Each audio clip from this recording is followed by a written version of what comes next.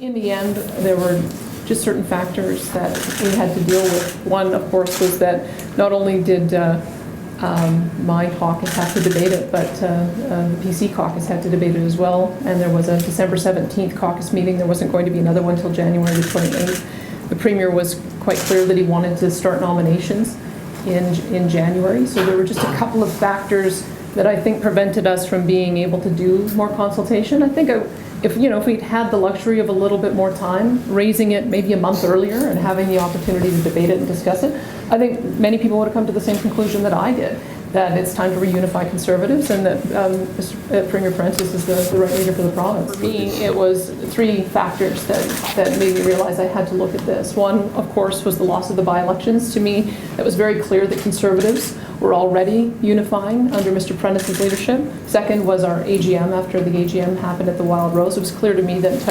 the party membership was going in a direction that was different than I wanted to go, and we already saw an exodus of Conservatives again under Mr. Prentice's leadership. And then, of course, with two of my caucus colleagues leaving to join the Progressive Conservative Caucus, at that point I realized that I had to look at this seriously and see if Mr. Prentice and I could come to an agreement. My decision making came late. I didn't meet with Mr. Prentice until December.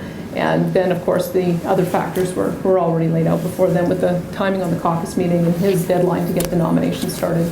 Danielle, you can apologize to your constituents, though, the ones that feel betrayed. There are a large group that feel betrayed and feel that you do what is good for you. What do you say to that? I did what was best for my constituents. I did what's best for Alberta. I'll have a couple of town hall meetings. I've already advertised them.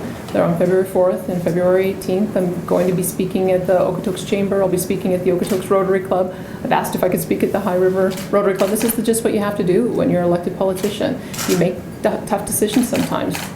Not every decision is a popular one, and then you go out and explain it the best you can, and then people have an opportunity to decide in the next election. So I will be running and seeking the nomination for Highwood for the PCs, and I'll leave it to our members as well as the voters to decide what they think of the decision in the next election. Rick,